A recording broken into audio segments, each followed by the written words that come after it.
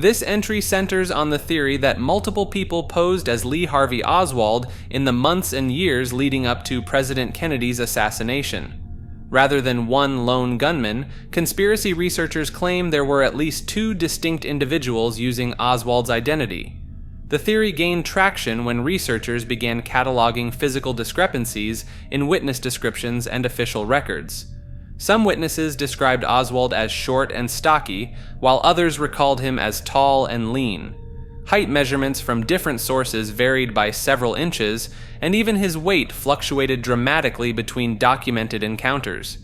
The most cited example involves Oswald's alleged trip to Mexico City in September 1963. Surveillance photos from the Soviet embassy showed a heavy-set man claiming to be Oswald, but the figure bore little resemblance to the thin, angular man arrested in Dallas 2 months later. The CIA later admitted these photos were not actually Oswald, but maintained he was still present in Mexico City. Researcher John Armstrong spent decades developing what he calls the Harvey and Lee theory. According to Armstrong, Harvey was a Russian speaker who lived in the Soviet Union, while Lee was an American who remained in the United States. The two men allegedly crossed paths multiple times, with their identities becoming increasingly intertwined through intelligence operations. Witnesses reported seeing Oswald in multiple locations simultaneously.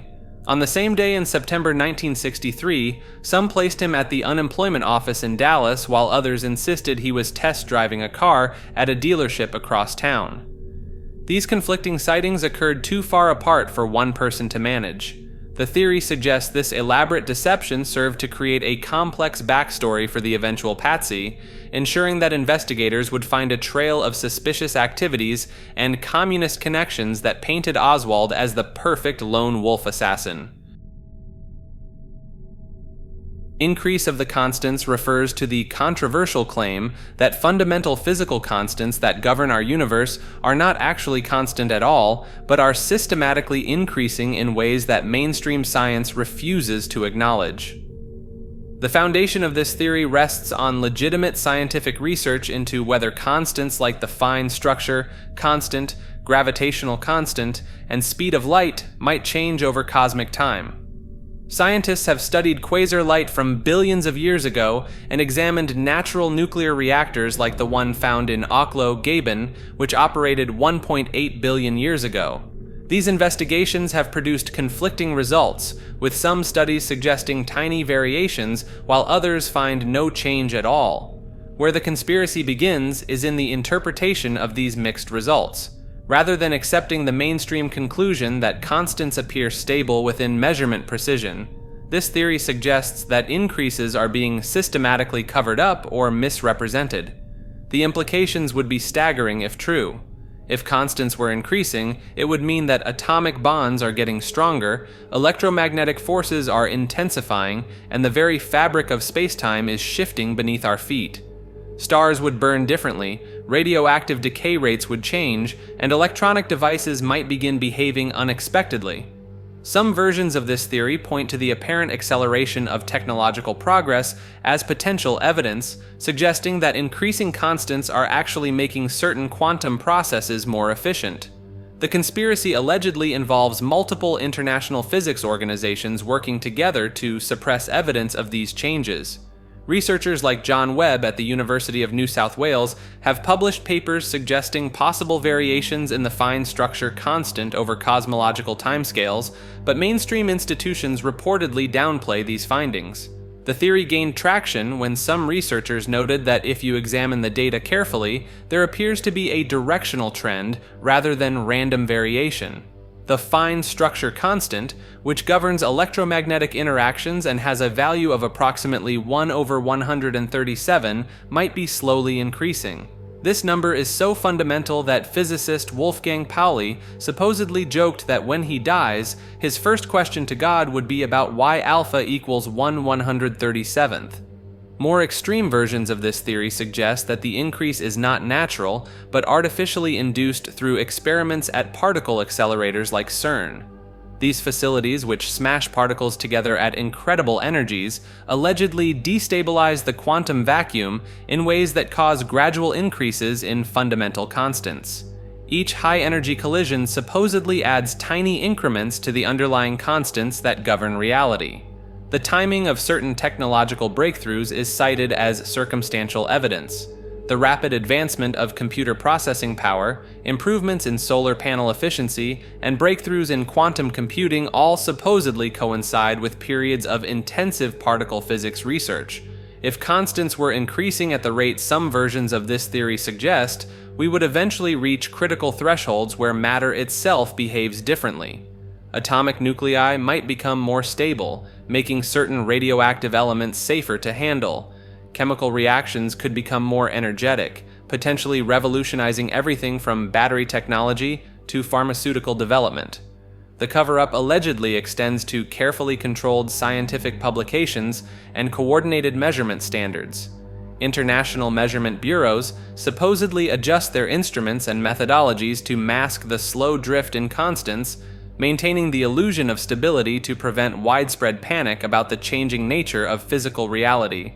Some researchers have pointed to anomalies in GPS satellite timing corrections and precise atomic clock measurements as potential evidence that something fundamental is shifting in the quantum realm, though mainstream explanations attribute these to well-understood relativistic effects and environmental factors. The 18.5-minute gap represents one of the most infamous mysteries in American political history. This refers to a section of audio that was mysteriously erased from a crucial White House tape recording during the height of the Watergate scandal. In June 1972, President Richard Nixon's administration began secretly recording conversations in the Oval Office using a voice-activated system.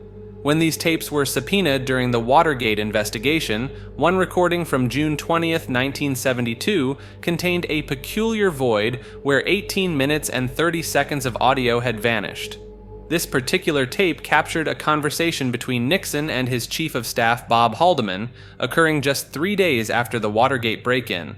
The timing made this missing segment extraordinarily significant, as it likely contained discussions about the administration's initial response to the scandal. Rosemary Woods, Nixon's personal secretary, initially claimed responsibility for the erasure. She demonstrated to investigators how she might have accidentally held down the record button while stretching to answer a phone call. Her awkward positioning during this demonstration became known as the Rosemary stretch, though experts calculated her explanation could only account for about 5 minutes of the gap.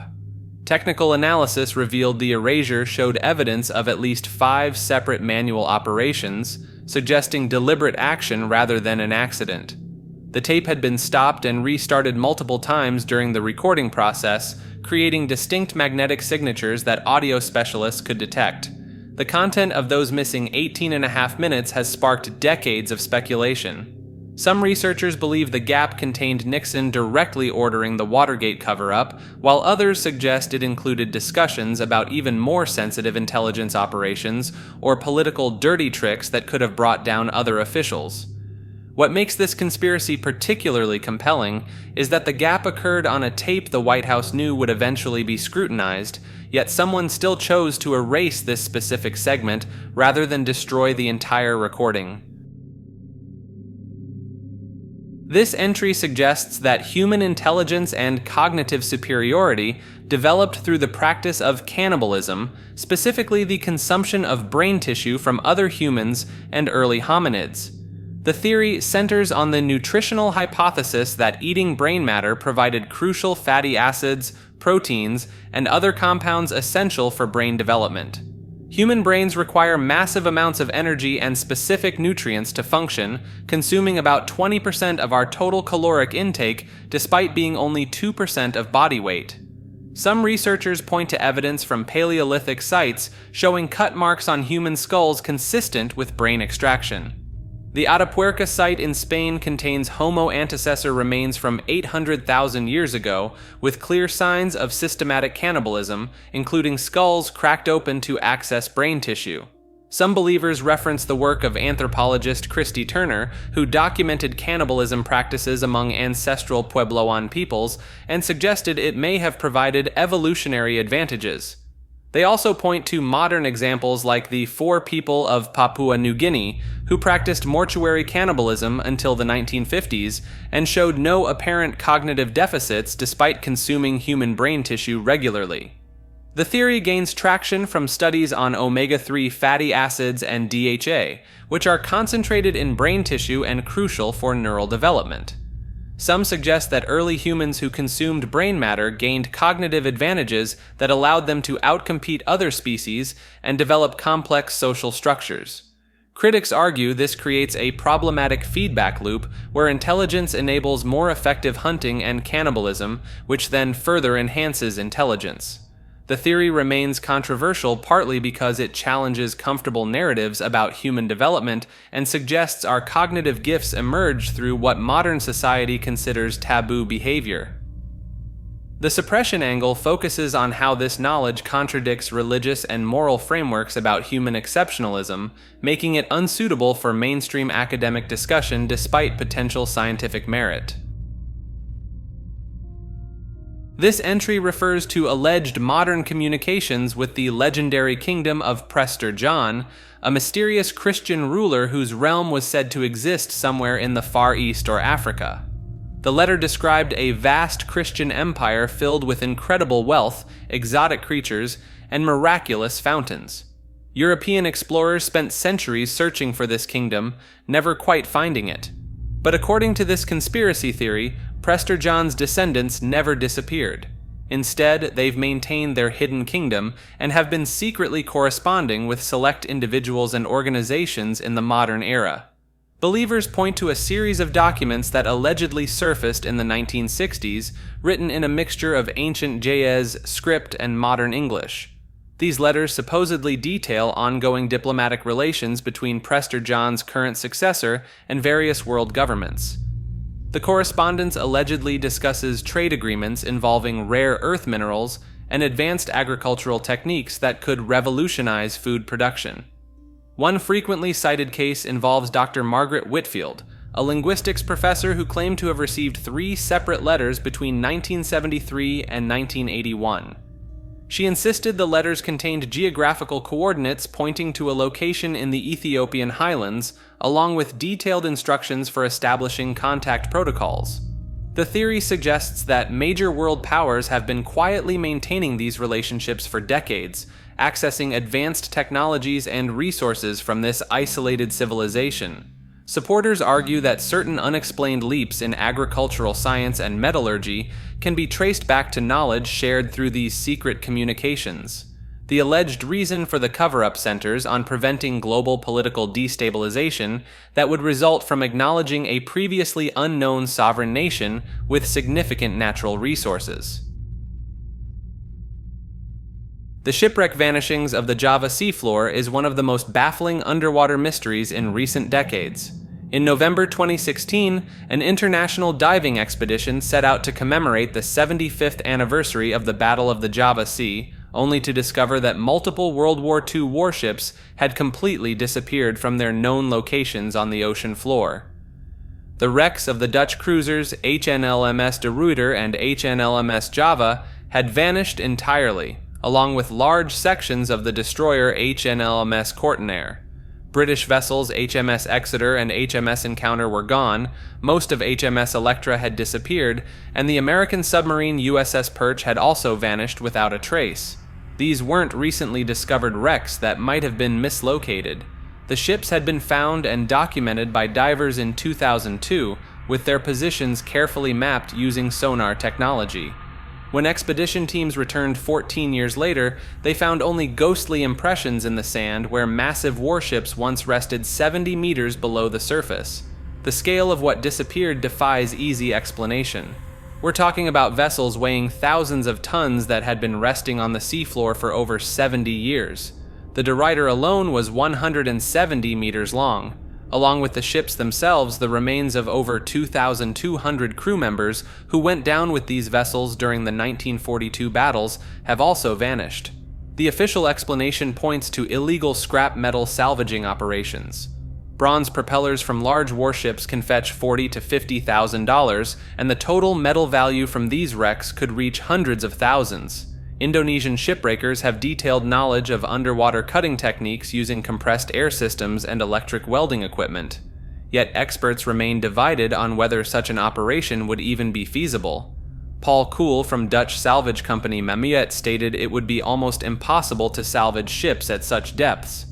Indonesian naval spokesman Colonel Gig Sipasulta noted that removing entire warships would require months or years of underwater work with large cranes, operations that should have been easily noticed by maritime authorities. The vanishings aren't isolated incidents. As many as 40 World War II-era wrecks across the region have been partially or completely dismantled, affecting the remains of approximately 4,500 servicemen. The pattern extends beyond the Java Sea to include Dutch submarines that disappeared from Malaysian waters in 2019, leaving behind only broken scraps and outline impressions in the seafloor. What makes these disappearances particularly unsettling is the precision involved. The wrecks didn't shift due to underwater currents or seismic activity. They were systematically removed, leaving behind clean depressions in the ocean floor that perfectly match the original vessel dimensions captured in sonar scans from 2002.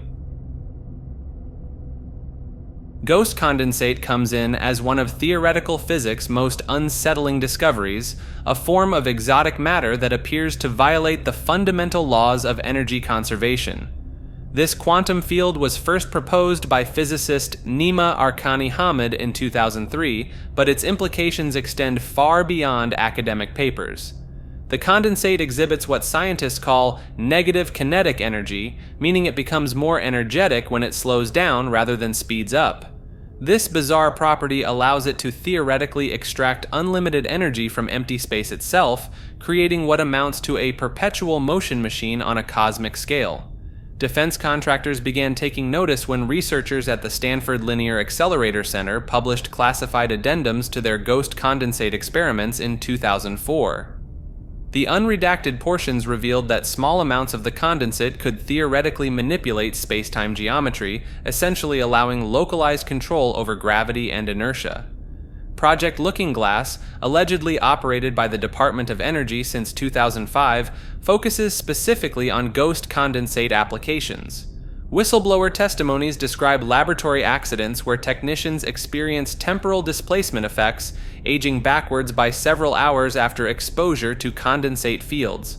The facility in Nevada reportedly houses a 200-meter underground chamber where these experiments continue. The most disturbing aspect involves ghost condensate's interaction with consciousness itself. Dr. Elena Vasquez, who disappeared shortly after publishing her research in 2019, documented how the condensate appears to respond to human observation, strengthening when watched and weakening when ignored. Her final paper suggested that reality might be far more malleable than previously understood, with consciousness serving as the missing link between quantum mechanics and large-scale physics. Military applications remain heavily classified, but patent filings from Lockheed Martin reference condensate-based propulsion systems capable of instantaneous acceleration without generating gravitational waves that would be detectable by monitoring stations. This entry, titled "The Gulf War Did Not Take Place," suggests that the 1991 military conflict between coalition forces and Iraq was an elaborate media fabrication designed to serve political and economic interests. This theory draws from French philosopher Jean Baudrillard's writings about media representation, but takes his abstract concepts literally.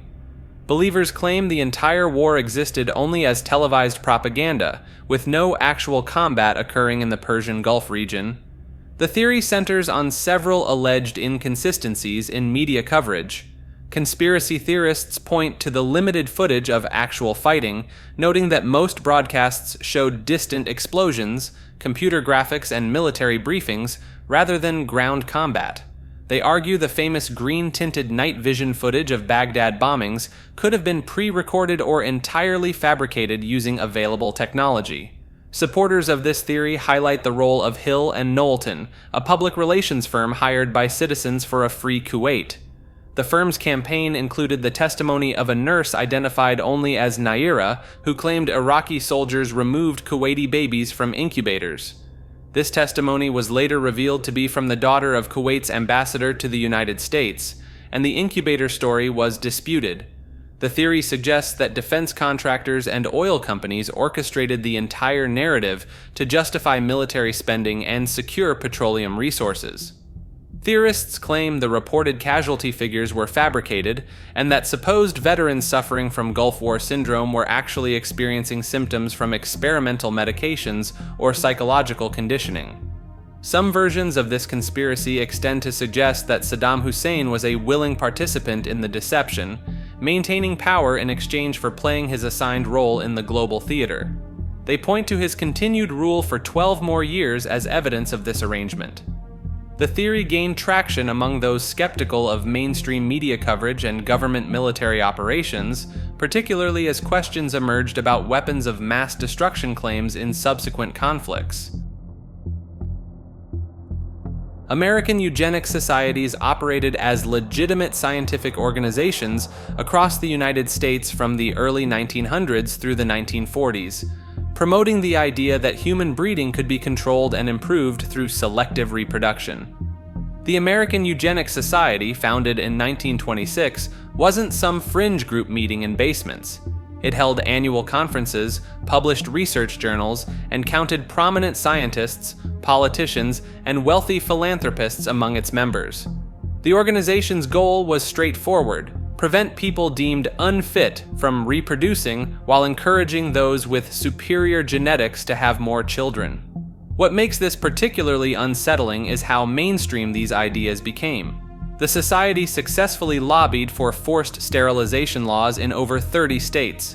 Between 1907 and 1963, approximately 64,000 Americans were sterilized against their will. California alone sterilized over 20,000 people, targeting those in mental institutions, prisons, and poor communities. Harry Laughlin served as the society's expert witness, providing scientific testimony that helped pass the Immigration Act of 1924.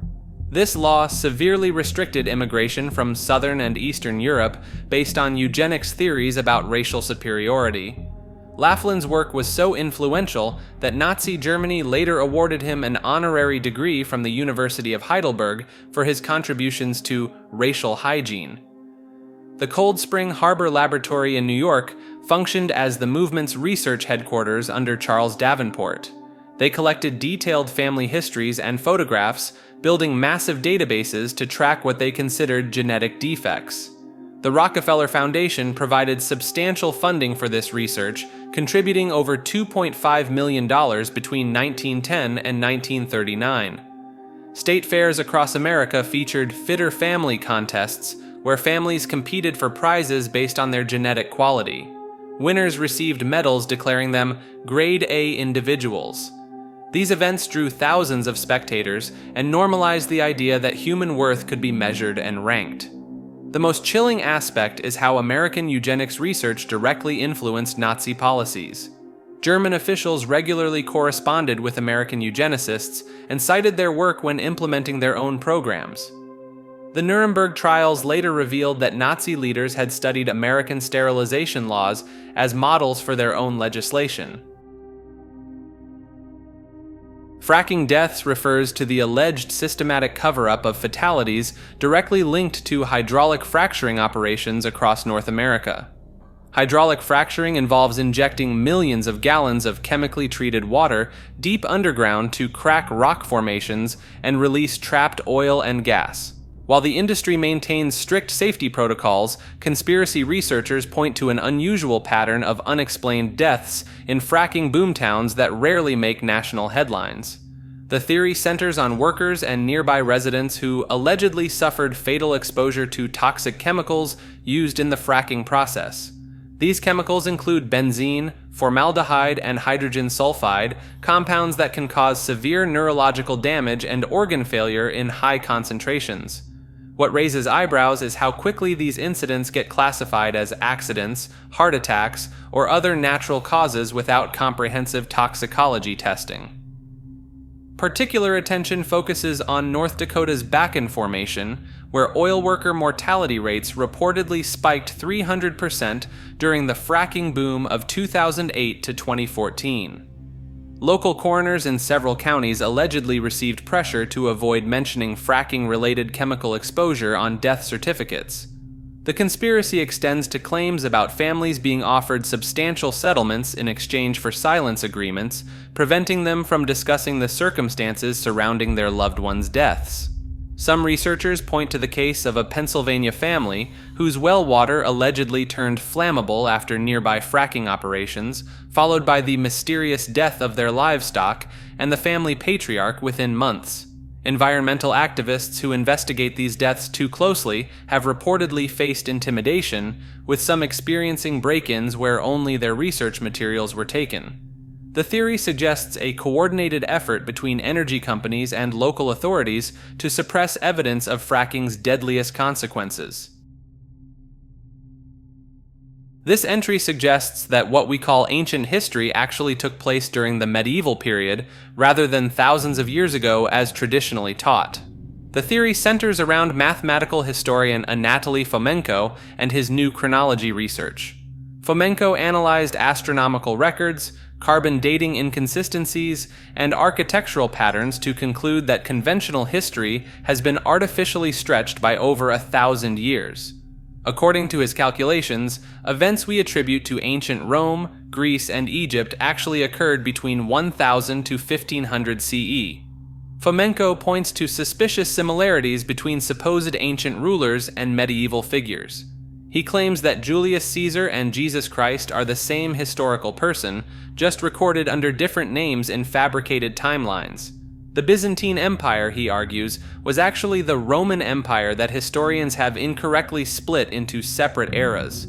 Supporting evidence includes the lack of reliable written records before 1000 CE, despite claims of advanced ancient civilizations.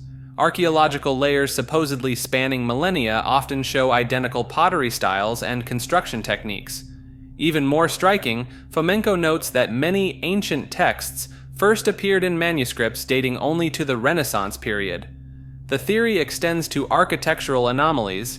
Gothic cathedrals and Roman structures share nearly identical mortar compositions and building methods, suggesting they were constructed within the same century rather than separated by 1,000 years. Carbon dating, according to these researchers, has been systematically calibrated using the very historical timeline it's meant to verify, creating a circular validation system. When independent astronomical calculations are applied to recorded eclipses and star positions mentioned in historical texts, they consistently point to medieval dates rather than ancient ones. This chronological compression would mean that figures like Ptolemy, Aristotle, and Constantine all lived within a few centuries of each other during what we call the High Middle Ages. My immortal true authorship represents one of the internet's most enduring literary mysteries. This theory challenges the accepted story behind what many consider the worst fanfiction ever written. In 2006, a Harry Potter fanfiction appeared on fanfiction.net under the username Tara Gilesby. The story featured a gothic protagonist named Ebony Darkness Dementia Raven Way attending Hogwarts.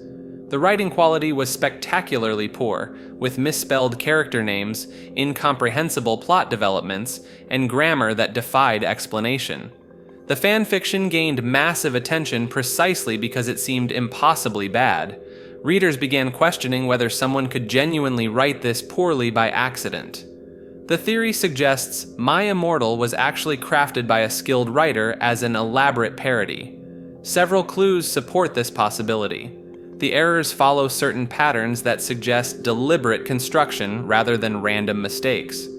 Character names like Vampire Potter and Lupin appear consistently misspelled in the same ways throughout the story. The author seemed to understand fan fiction tropes well enough to subvert them effectively. More compelling evidence emerged when researchers analyzed the writing style. Despite the surface-level chaos, the story maintains narrative structure and character consistency that would be difficult to achieve accidentally. The timing of updates and author notes also suggests someone familiar with online fandom dynamics. The real identity remains unknown. Some investigators point to specific writing communities from that era, while others suggest it originated from something awful forums as a trolling experiment. The original author never revealed themselves, and Tara Gillespie vanished from the internet shortly after the story concluded. This theory transforms My Immortal from a cautionary tale about bad writing into a masterpiece of digital performance art, carefully constructed to appear authentically terrible while secretly demonstrating sophisticated understanding of both literature and internet culture. Benjamin Bathurst represents one of history's most perplexing vanishing acts, where a British diplomat literally disappeared mid-step in 1809, sparking centuries of speculation about interdimensional portals and government cover-ups. The 25-year-old envoy was traveling through Prussia during the Napoleonic Wars under the fake identity Baron de Kock, accompanied by his German courier Herr Kraus. Their mission had gone sideways in Austria, and they were desperately trying to reach safety in Britain. On November 25th, they stopped in the small town of Perleberg to get fresh horses for their carriage. After dining at the White Swan Inn, Bathurst announced he wanted to check on the horses rather than wait until morning. He walked around the corner toward the stables with Kraus following just a few steps behind. When Kraus turned that same corner mere seconds later, Bathurst had completely vanished. No sound, no struggle, no trace. The search effort was immediate and thorough. Prussian authorities dragged the nearby river, deployed bloodhounds through every street, and conducted house-to-house searches. For weeks, nothing. Then Bathurst's expensive fur coat surfaced in the home of Augustus Schmidt, whose mother worked at the White Swan. 3 weeks later, 2 women foraging in the woods found his trousers 3 miles north of town. Schmidt eventually confessed to following Bathurst with robbery in mind, but authorities could never prove his involvement in any actual crime. The investigation stalled completely until 1842, when workers demolishing a house near the inn discovered a skeleton buried under the stable threshold. The skull showed fracture marks from a heavy blow, and the dental work matched what Bathurst's family knew about him. But his sister couldn't definitively confirm the remains belonged to her brother. The case spawned countless theories ranging from French assassins to supernatural abduction. Science fiction writers have placed Bathurst everywhere from parallel dimensions to time travel mazes. Modern investigators insist it was simple robbery gone wrong, but that explanation struggles with the sheer impossibility of vanishing so completely in such a short time frame. The Schmidt family connection, the scattered clothing evidence, and the eventual skeleton discovery suggest a very earthly end. Yet something about those crucial seconds between the inn and the stables continues to defy rational explanation, keeping Benjamin Bathurst's fate suspended somewhere between criminal conspiracy and cosmic mystery. The nuke is the alchemical hermaphrodite. This theory suggests that nuclear weapons represent the physical manifestation of alchemy's ultimate goal, the union of opposing forces into a single perfect creation. In classical alchemy, the hermaphrodite symbolizes the marriage of masculine and feminine principles, often depicted as a figure with both male and female characteristics. Alchemists believed this union would produce the philosopher's stone, capable of transmuting base metals into gold and granting immortality. Nuclear weapons achieve something remarkably similar on an atomic level. Fusion bombs unite hydrogen nuclei under extreme pressure and temperature, while fission weapons split heavy atoms like uranium and plutonium. Both processes release tremendous energy by fundamentally altering matter itself. The Manhattan Project's leadership included several scientists with documented interests in esoteric philosophy. J. Robert Oppenheimer quoted the Bhagavad Gita after witnessing the first atomic test, famously saying, "Now I am become death, destroyer of worlds." Less known is his fascination with Sanskrit texts and Eastern mysticism throughout his career. The first nuclear test was deliberately named Trinity, referencing the Christian concept of 3 divine persons in one essence. This wasn't accidental. The test site in New Mexico was located in a desert called Jornada del Muerto, meaning Journey of the Dead Man in Spanish. Leo Szilard, who conceived the nuclear chain reaction, maintained extensive correspondence with Carl Jung about the psychological implications of atomic energy. Szilard believed they were unleashing forces that existed beyond physical reality. The timing also seems significant. The atomic age began in 1945, exactly 400 years after the publication of key alchemical texts that described methods for achieving the great work through the union of opposites. Even the basic mechanics mirror alchemical processes. Nuclear reactors require careful balance of opposing forces, precise timing, and the transformation of one element into another through controlled reactions that early alchemists could only dream of achieving. The Cometary Earth theory suggests that our planet is not the stable, independent world we believe it to be, but rather functions as part of a massive comet system traveling through space. According to this theory, Earth exhibits the same fundamental characteristics as a comet. Supporters point to our planet's elliptical orbit, its tilted axis, and the way it interacts with solar radiation as evidence that we're essentially riding on a giant space snowball. They argue that Earth's magnetic field and atmosphere behave similarly to a comet's coma, the glowing envelope that surrounds a comet's nucleus when it approaches the sun. The theory gained traction when researchers noticed that Earth's climate patterns seem to follow long-term cycles that coincide with our planet's movement through different regions of space. These advocates claim that ice ages, mass extinctions, and even cultural upheavals throughout history can be traced to periods when Earth passes through debris fields left by other comets or encounters concentrated cosmic dust clouds. Victor Klube and Bill Napier, two astronomers who studied this concept extensively, proposed that Earth regularly intersects the orbital paths of massive comet fragments. They documented how meteor showers and atmospheric anomalies increase during specific times of the year, suggesting we're constantly moving through the remnants of ancient cometary breakups. The most striking claim involves Earth's water supply. Instead of forming gradually over millions of years, believers assert that our oceans arrived suddenly when Earth, acting as a comet, collected ice and debris during close encounters with the sun. This would explain why Earth's water contains the same isotopic signatures found in certain types of comets analyzed by space missions. Some versions of the theory go further, suggesting that Earth is actually the largest fragment of a comet that broke apart long ago, with the Moon representing another significant piece of the same original body. Ancient Egypt space programs represents one of the more ambitious interpretations of advanced ancient technology theories.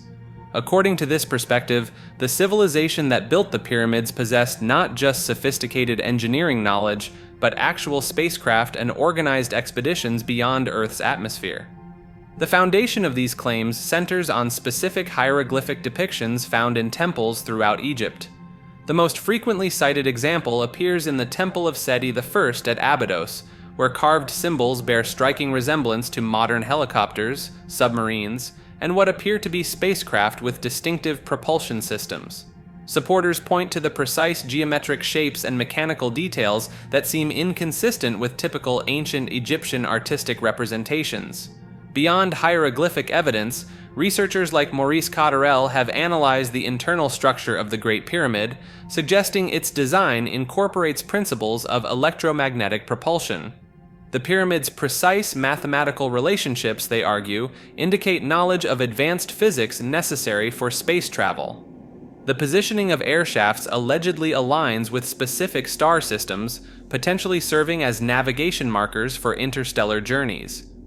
The theory extends to explain certain anomalies in Egyptian metallurgy and construction techniques. Proponents note that some artifacts contain trace elements not naturally occurring in the region, suggesting either advanced material synthesis or acquisition from extraterrestrial sources. The precision cutting of granite blocks at sites like Puma Punku demonstrates tool capabilities that supposedly exceed conventional ancient technology. Some versions of this theory propose that Egyptian priests maintained secret knowledge of space travel methods passed down through mystery schools and encoded in religious texts. The journey of Ra across the sky takes on literal meaning as documentation of actual spacecraft operations, with detailed technical procedures disguised as mythological narratives. Critics point out that the helicopter hieroglyphs result from overlapping carvings from different time periods, creating accidental modern shapes. However, believers maintain that this explanation fails to account for the consistent appearance of similar symbols across multiple unrelated sites throughout Egypt. Paul Hellyer's final announcement represents one of the most startling deathbed revelations from a high-ranking government official in modern history.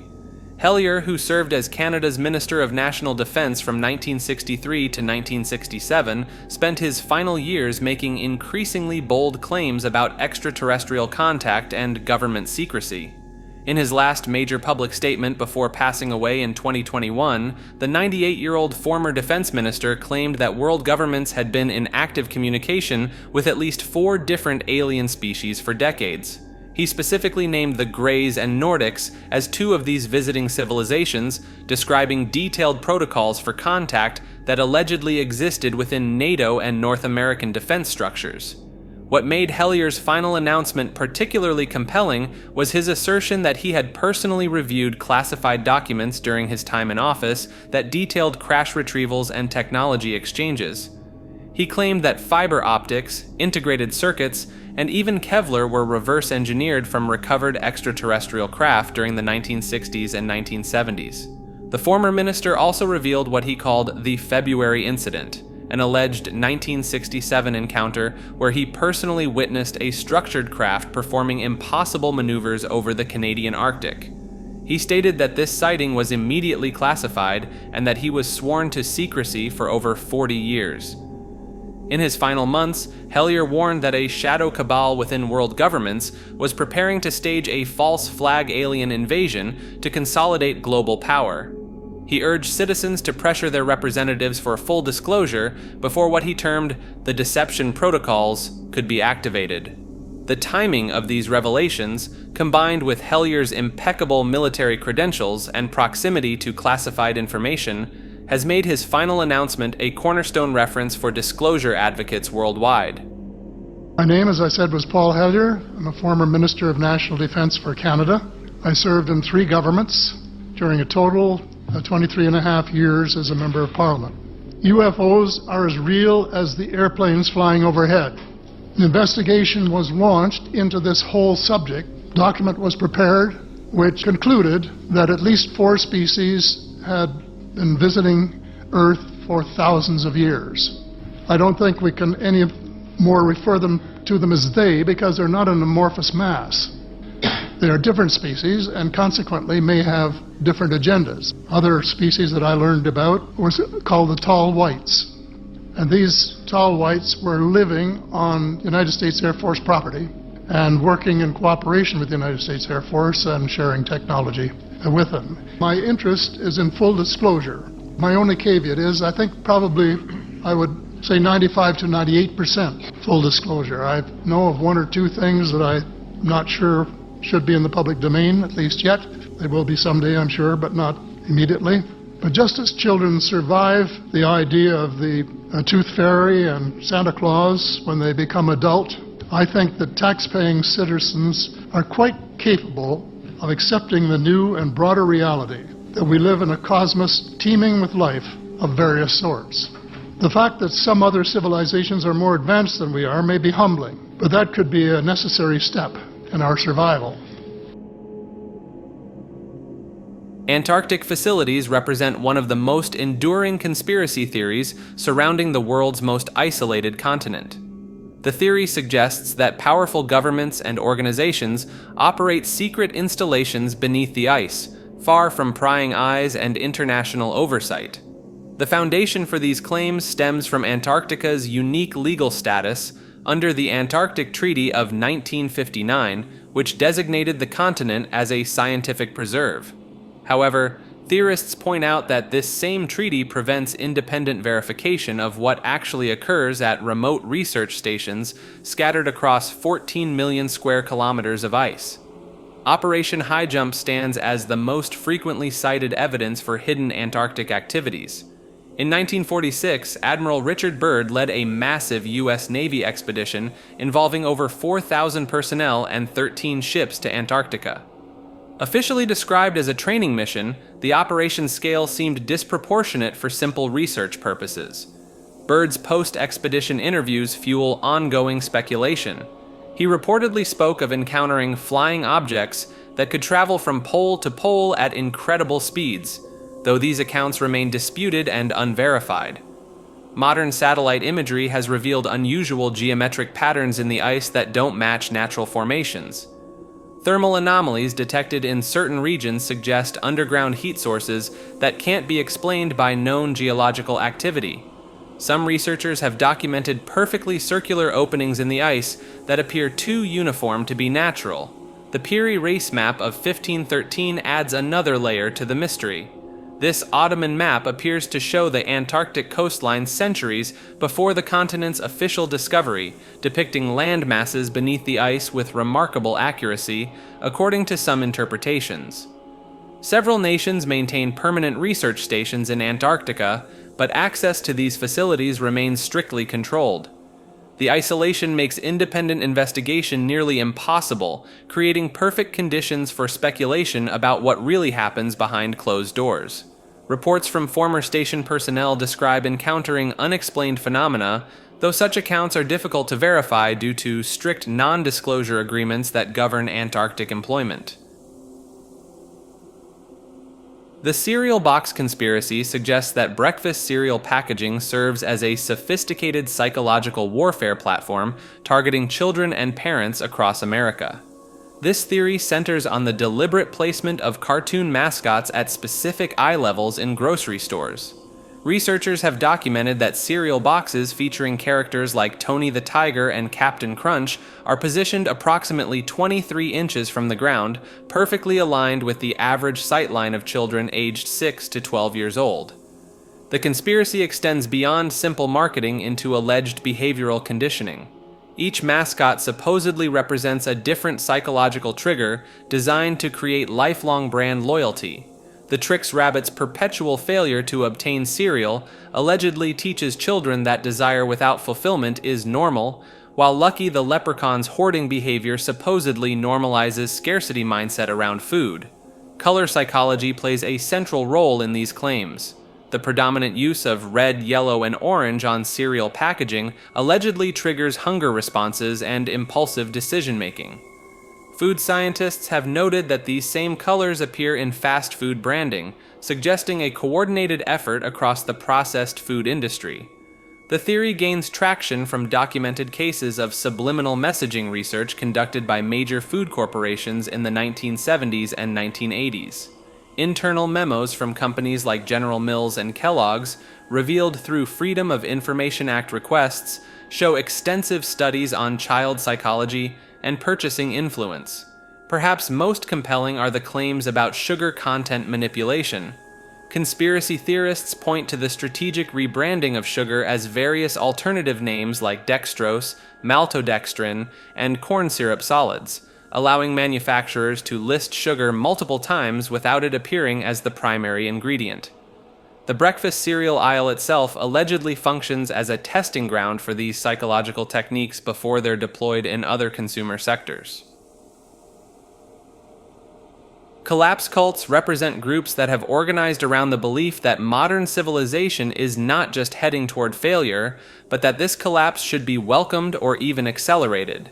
These organizations typically emerge from legitimate concerns about environmental degradation, economic instability, or social breakdown. However, they cross into dangerous territory when members begin viewing societal collapse as a cleansing event that will reset humanity to a more pure state. The most documented collapse cults focus on environmental catastrophe scenarios.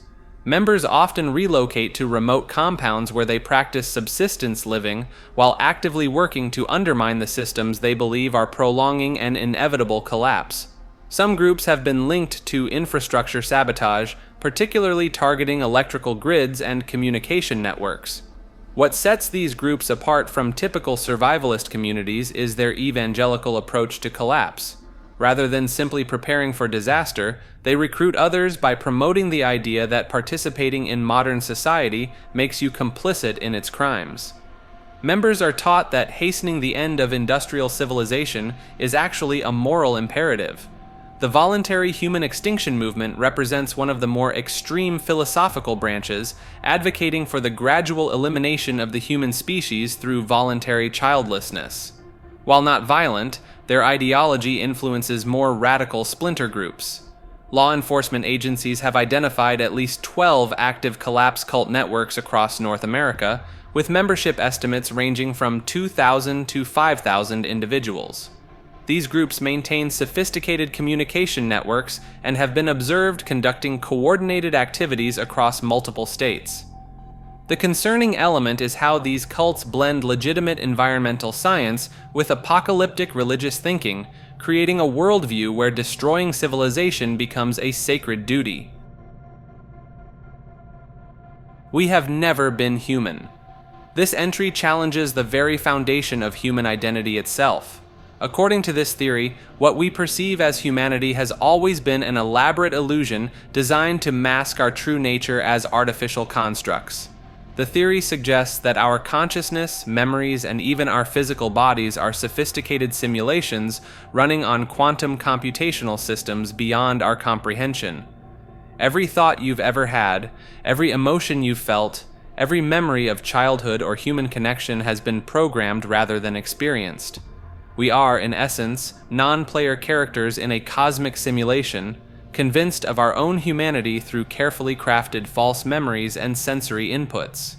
Proponents point to several disturbing inconsistencies in the human experience. Why do we possess consciousness at all when it serves no apparent evolutionary purpose? Why can we conceive of mathematical concepts that seem to govern reality itself as if we're reading the source code of our own existence?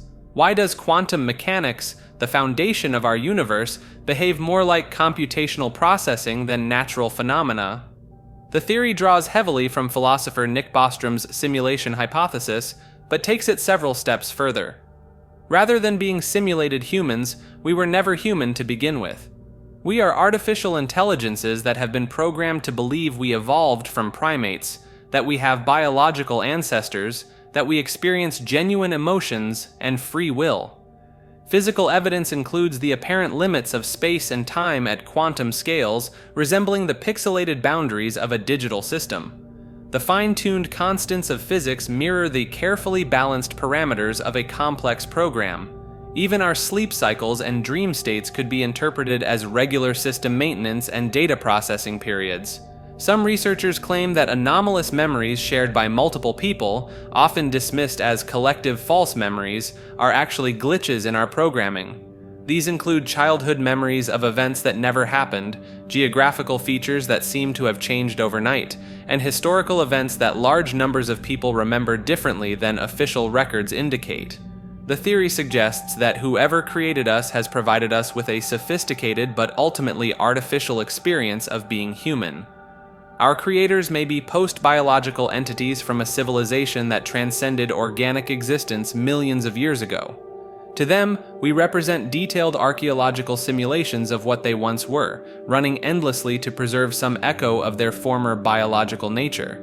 Perhaps most unsettling is the implication that our search for meaning, our artistic expressions, our capacity for love and loss, are all merely sophisticated programming designed to make us believe we are more than we truly are.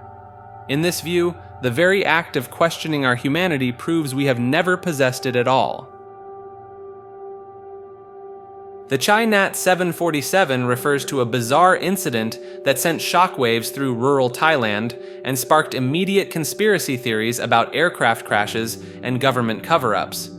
In July 2018, villagers in Chi-Nat province woke up to discover a full-sized Boeing 747 jumbo jet sitting in a muddy field, complete with the distinctive purple and gold Thai Airways livery. Most of these rural residents had never even been on an airplane, let alone seen one materialize overnight in their backyard. The sight was so surreal that locals immediately assumed the worst. Many believed the aircraft had made an emergency landing during the night, possibly running out of fuel or experiencing mechanical failure. The plane appeared intact from a distance, sitting there like some massive metallic whale that had beached itself 200 kilometers north of Bangkok. Upon closer inspection, the mystery deepened. The aircraft had been completely stripped of its engines, leaving empty nacelles hanging beneath the wings.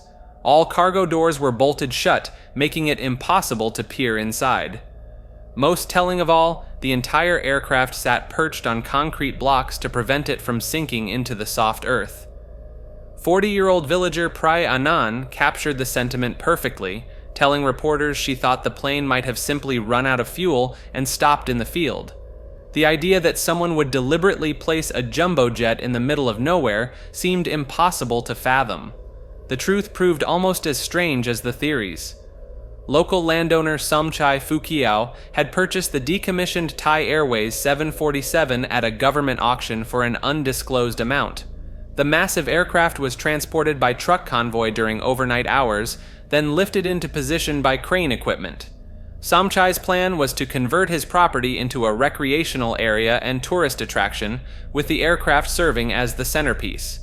The incident demonstrates how quickly conspiracy theories can emerge when people encounter something completely outside their normal experience. The combination of the aircraft's sudden appearance, its gutted condition, and the remote location created the perfect storm for speculation about crashed planes, military operations, or government secrets. What makes this case particularly fascinating is how the mundane reality proved almost as unusual as the conspiracy theories themselves. After all, who casually buys a Boeing 747 and parks it in their backyard? Murphy's Law, as a structural principle of the universe, takes the familiar adage, "anything that can go wrong will go wrong," and elevates it from casual observation to cosmic truth. This theory proposes that Murphy's Law isn't just a quirky saying about bad luck, but rather a fundamental force embedded in the very fabric of reality itself. According to this perspective, the universe operates on an inherent bias toward disorder and negative outcomes. The theory suggests that at a quantum level, probability waves collapse more frequently toward unfavorable results, creating a mathematical preference for things to go sideways rather than smoothly. Supporters point to the second law of thermodynamics as evidence, noting that entropy always increases in isolated systems. They argue this represents Murphy's Law operating at the most basic level of physics. Everything tends toward disorder, breakdown, and failure because that's how the universe is fundamentally wired. The theory extends beyond simple probability into what some call negative synchronicity. This involves the curious tendency for multiple systems to fail simultaneously despite having no apparent connection. Your car breaks down the same day your computer crashes and your water heater dies. Traditional statistics would call this coincidence, but this theory suggests it's the universe's underlying Murphy mechanism at work. Some versions incorporate simulation theory, proposing that our reality runs on cosmic code designed with built-in Murphy subroutines. The programmer, whether alien, interdimensional, or divine, supposedly embedded these failure protocols to create challenge, drama, or simply for entertainment value. The bread always lands butter side down phenomenon gets cited as a perfect example. The specific mass distribution of buttered toast, combined with typical table heights and human reflexes, creates nearly perfect conditions for the worst possible outcome. It's as if physics itself conspired to maximize breakfast frustration. Traffic light timing provides another case study. The theory suggests that signal systems worldwide operate on Murphy frequencies, ensuring you hit red lights at precisely the worst moments. Rush hour becomes less about volume and more about the universe flexing its inconvenience muscles. Even technology seems to follow these patterns. Software updates introduce new bugs at the exact moment you need stability most. Printers sense important deadlines and respond with paper jams. Phone batteries drain fastest when you're expecting crucial calls.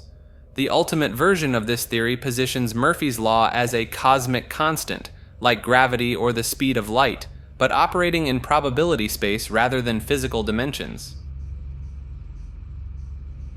Connie Converse stands as one of music history's most enigmatic figures, a singer-songwriter whose mysterious disappearance has spawned decades of speculation and amateur detective work. Elizabeth Eaton Converse began recording haunting folk songs in her Manhattan apartment during the early 1950s, a full decade before the folk revival movement brought similar artists to mainstream attention. Her brother Philip captured these intimate performances on a basic tape recorder, preserving what would become some of the earliest examples of the confessional singer-songwriter style that later defined artists like Joni Mitchell and Leonard Cohen. The music itself carries an otherworldly quality that seems to predict her eventual vanishing. Songs like How Sad, How Lovely, and Talkin' Like You feature lyrics that speak of transformation, escape, and reinvention with an specificity that retrospectively feels prophetic. But the real mystery began in August 1974. At age 50, Converse packed her Volkswagen Beetle, left notes for friends explaining she was going to start over somewhere new, and drove away from her home in Ann Arbor, Michigan. Neither she nor her car were ever seen again. The circumstances surrounding her departure fuel ongoing theories. Some researchers point to her struggles with depression and recent personal setbacks as evidence of intentional self-removal. Others argue that her methodical approach to leaving, including detailed instructions about her possessions, suggests someone planning a successful disappearance rather than harm.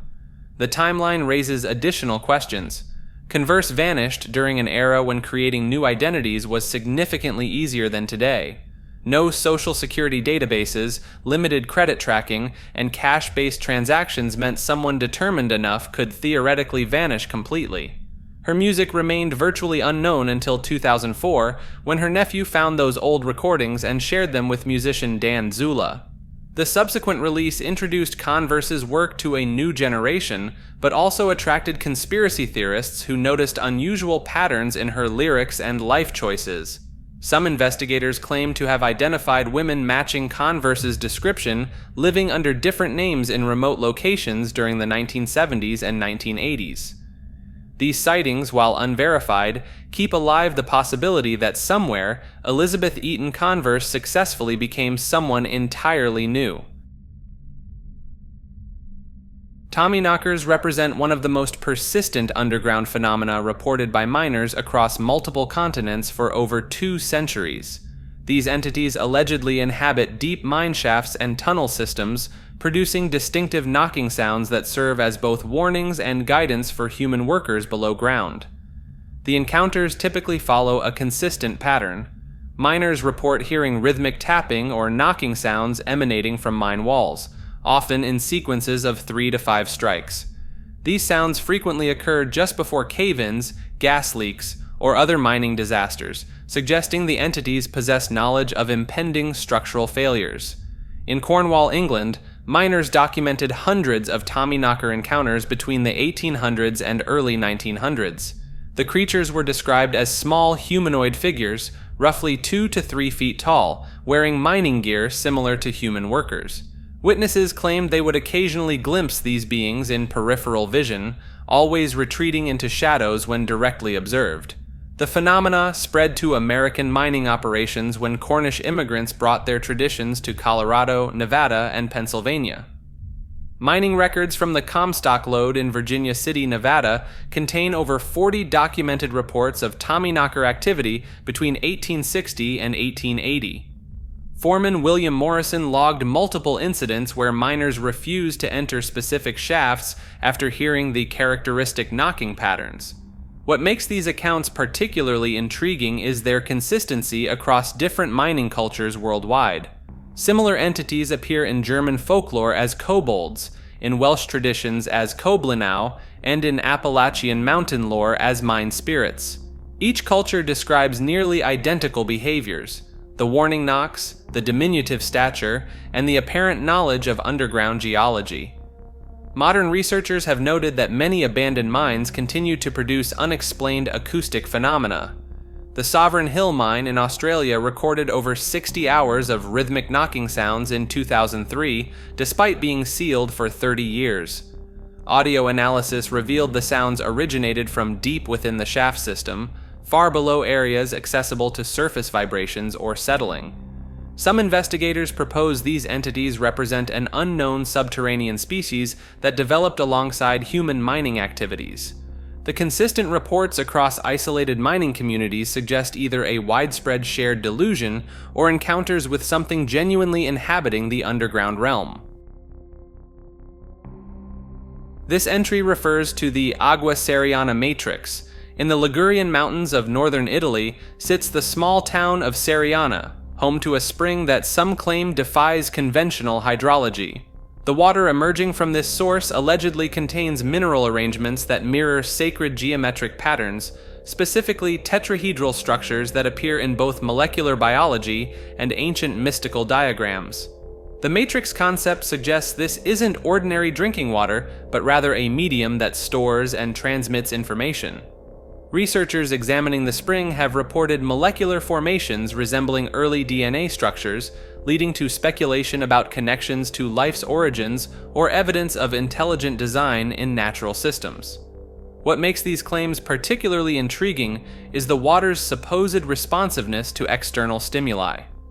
Believers document how the liquid's crystalline patterns shift when exposed to sunlight, specific sound frequencies, or even human emotional states. During the early 2010s, a team of fringe scientists conducted microscopic analysis of samples from ceriana. Their documentation showed crystallization behaviors that differed markedly from typical European spring water sources. While mainstream journals rejected their submissions, the recorded evidence circulated through alternative research networks and drew comparisons to Masaru Emoto's controversial water consciousness experiments. Visitors often report unusual experiences after consuming the spring water: enhanced mental clarity, unusually vivid dreams, or persistent feelings of déjà vu. Local residents remain divided on these accounts, though some acknowledge ceriana's history as an unofficial pilgrimage destination for Catholic mystics throughout the late 1900s. The theory persists in discussions about vibrational healing, consciousness research, and bioresonant environments. The Agua ceriana matrix represents that peculiar intersection where fringe physics meets metaphysical folklore, part laboratory curiosity, part spiritual mystery. Vladimir Petrovich's dog experiments refer to the bizarre head transplantation procedures conducted by Soviet surgeon Vladimir Petrovich Demikov in the 1950s. These operations produced living, breathing, two-headed dogs that could see, hear, smell, and even drink from both heads simultaneously. Demikov wasn't some basement mad scientist. He was a legitimate pioneer of organ transplantation who developed the first artificial heart in 1937 and performed groundbreaking heart and lung transplants. His work directly influenced Christian Barnard, who performed the world's first human heart transplant in 1967. Barnard actually visited Demikov's Moscow laboratory twice and later credited him as the father of heart and lung transplantation.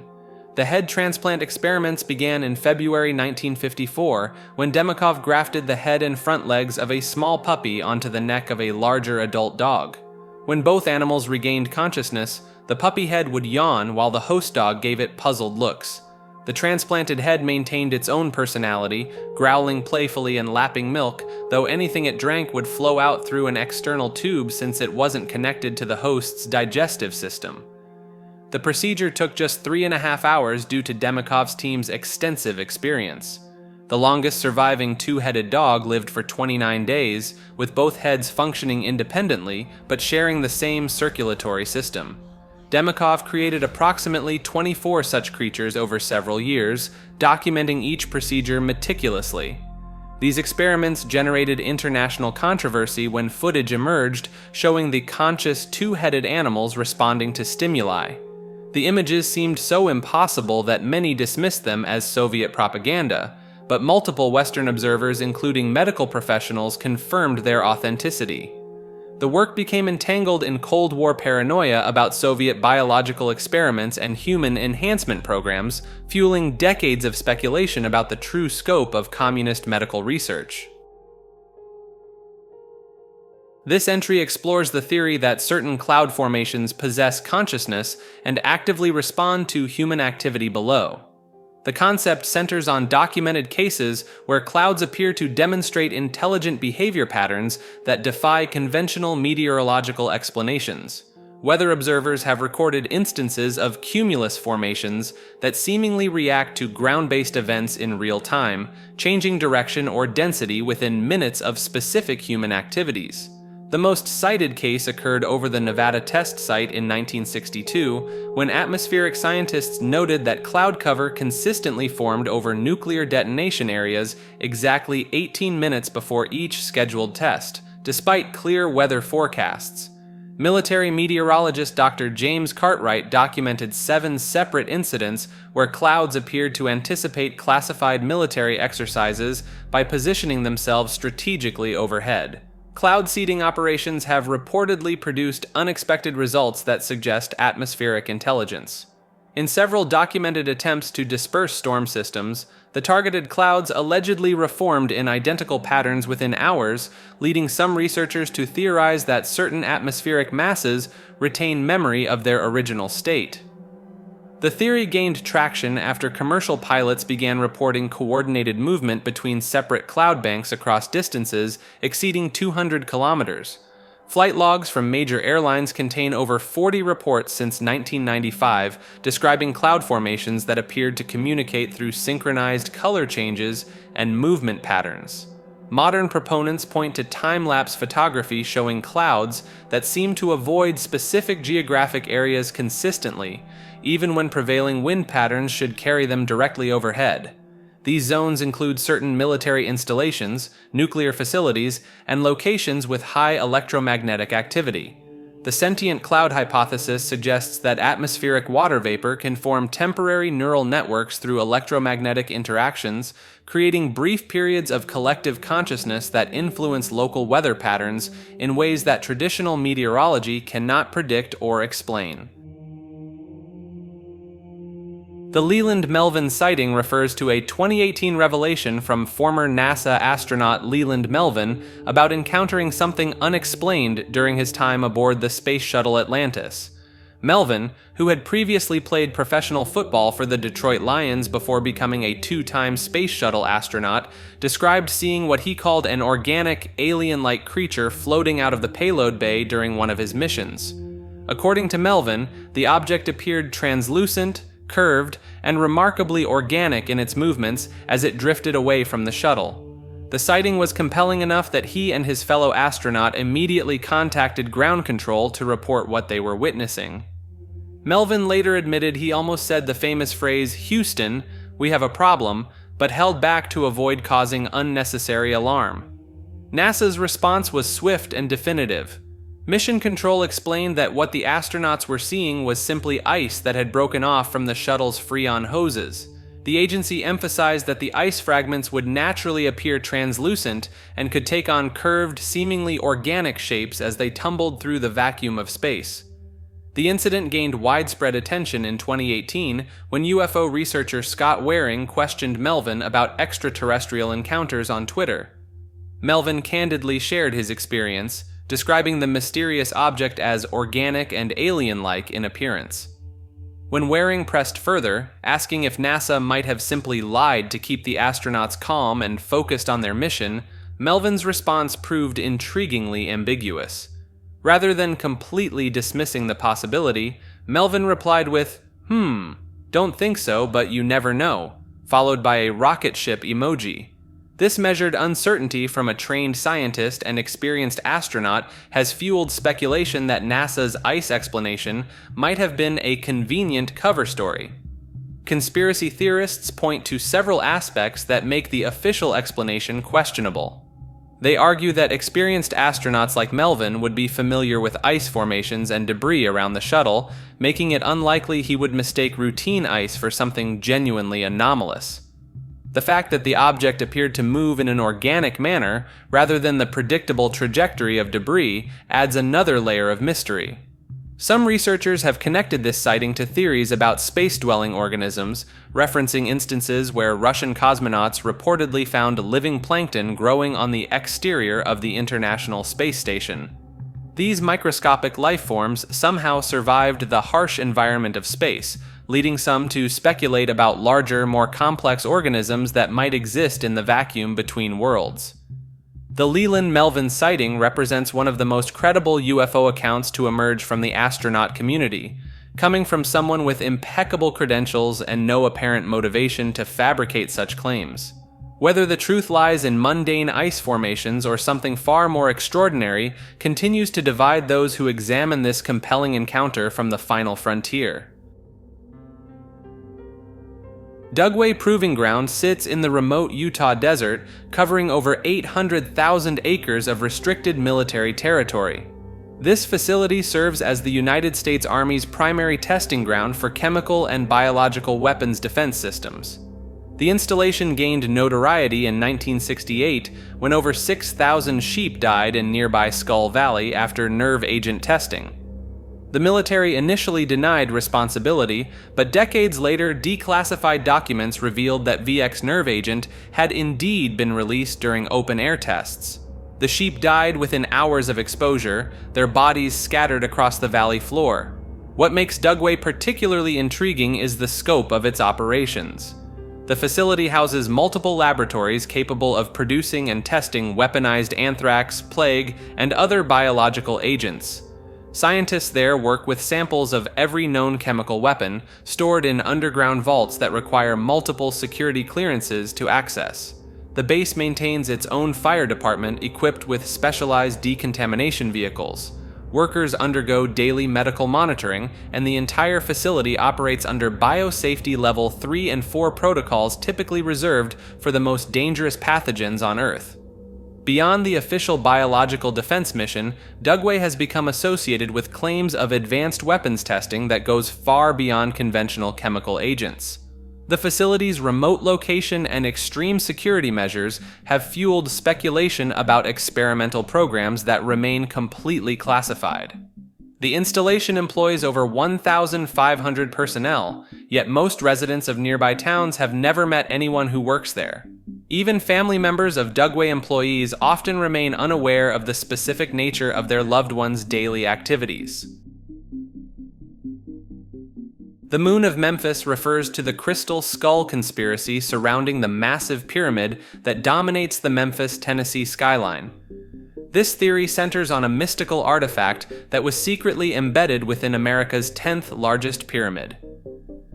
In 1991, Hard Rock Cafe founder Isaac Tigret orchestrated what believers call a profound spiritual operation.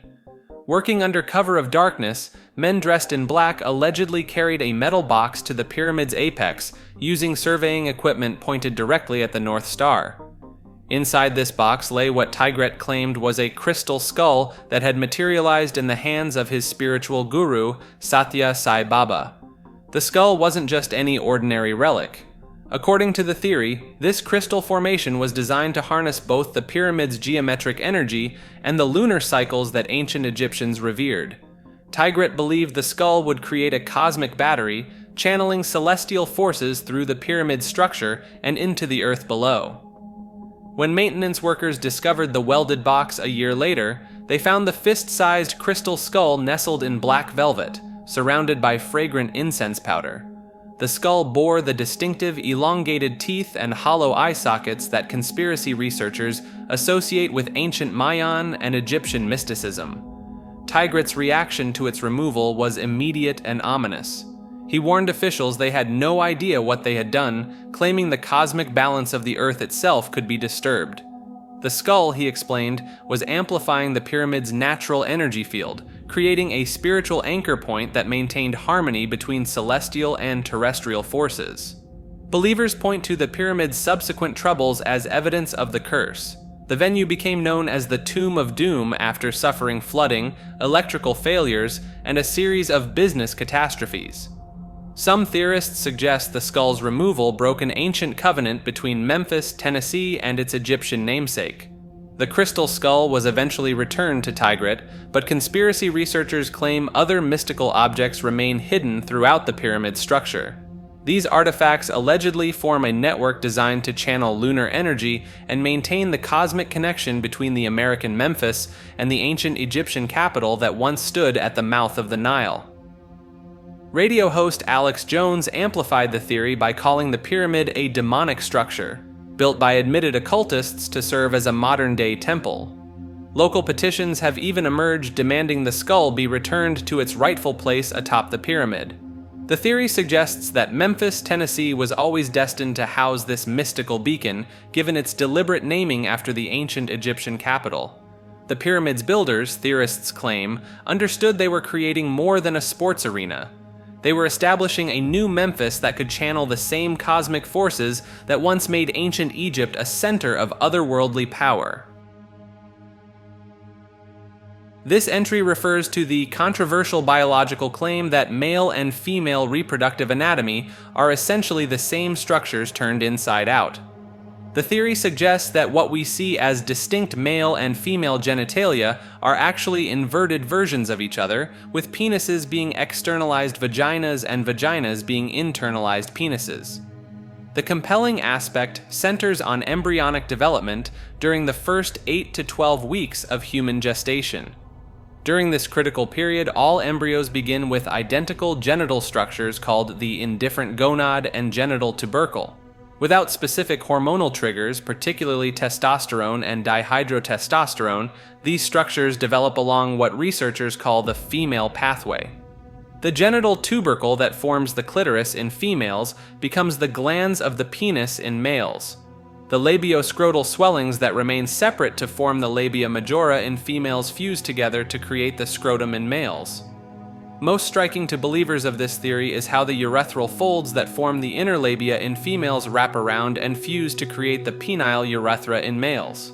Embryologist Alfred Jost's research in the 1940s demonstrated that female development represents the default pathway, occurring without any specific hormonal intervention.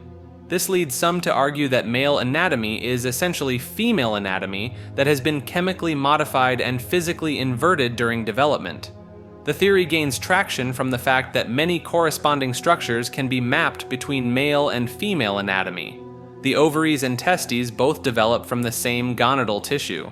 The Müllerian ducts that form the fallopian tubes and upper vagina in females typically disappear in males, while the Wolffian ducts that disappear in females become the vas deferens and epididymis in males. Critics point out that calling this an inversion oversimplifies the complex cascade of genetic, hormonal, and developmental factors involved. The SRY gene on the Y chromosome initiates a series of events that fundamentally alter not just the position, but the entire structure and function of these developing tissues. Lansing Man refers to a collection of human skeletal remains that challenged everything scientists thought they knew about when humans first arrived in North America. In February 1902, Martin Concannon was digging a cellar for fruit storage on his Kansas farm when his shovel struck something unexpected. 20 feet down through completely undisturbed sediment layers, he uncovered an adult male skull, several large bones, and a child's jawbone. The Bureau of American Ethnology rushed to the scene, followed by a parade of archaeologists and geologists eager to examine what might be the oldest human remains ever found in America. The geological evidence painted a startling picture. The sediment layers where Lansing Man lay buried were dated between 10,000 and 35,000 years old, placing these remains firmly in the last ice age. This was revolutionary because mainstream archaeology insisted no humans lived in North America during that period. If the geological dating was correct, it would rewrite the entire timeline of human migration to the Americas. But there was a problem. Thomas Crowder Chamberlain and other scientists examined the skull structure and found it nearly identical to historic Native Americans from the same region. The morphological evidence suggested these remains were far more recent than the geological layers implied. How could a skull showing no evolutionary changes survive an entire geological period spanning thousands of years? The controversy split the scientific community. Some argued the geological evidence proved humans inhabited North America much earlier than accepted.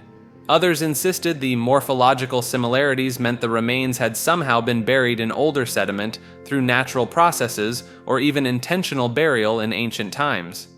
The mystery deepened for decades until 1973, when William Bass from the University of Tennessee conducted carbon-14 testing on the lower limb bones.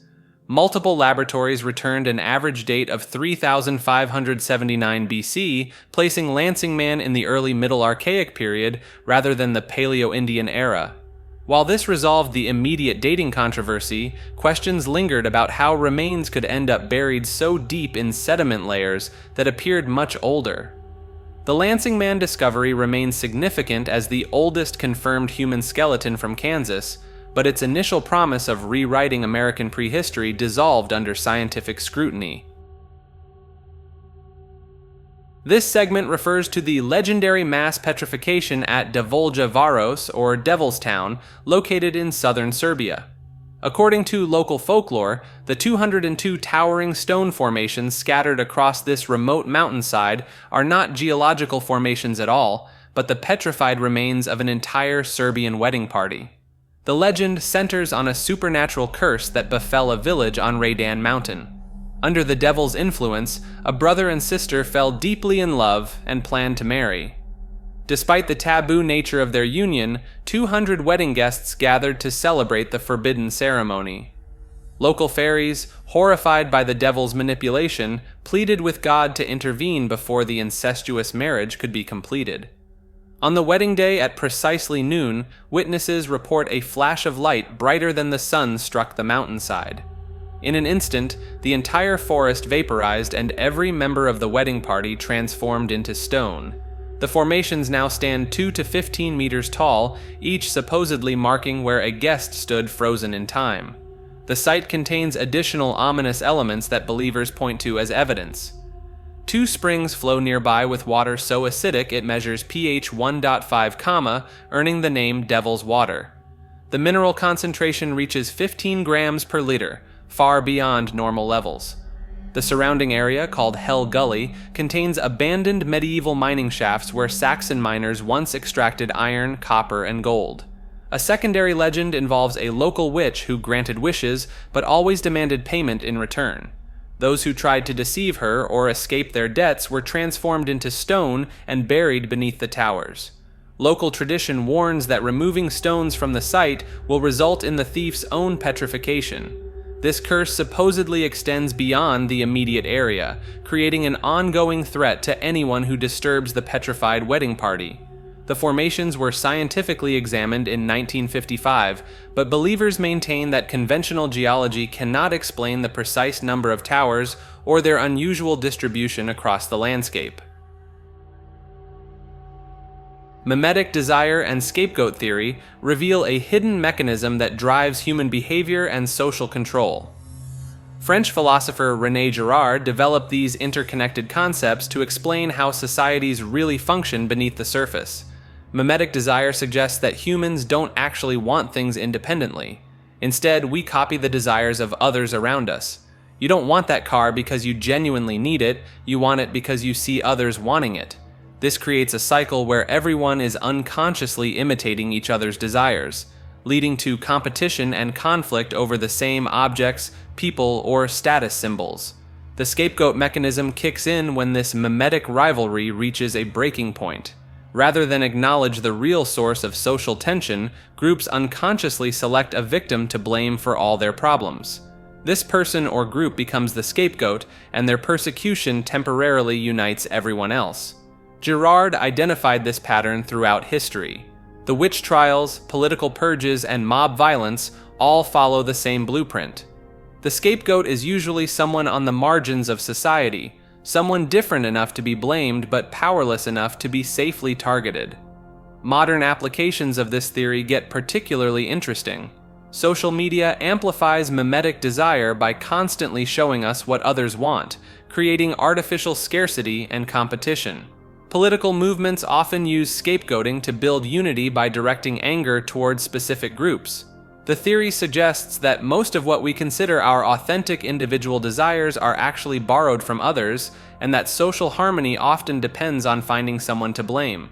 This challenges fundamental assumptions about free will, personal choice, and how societies maintain order.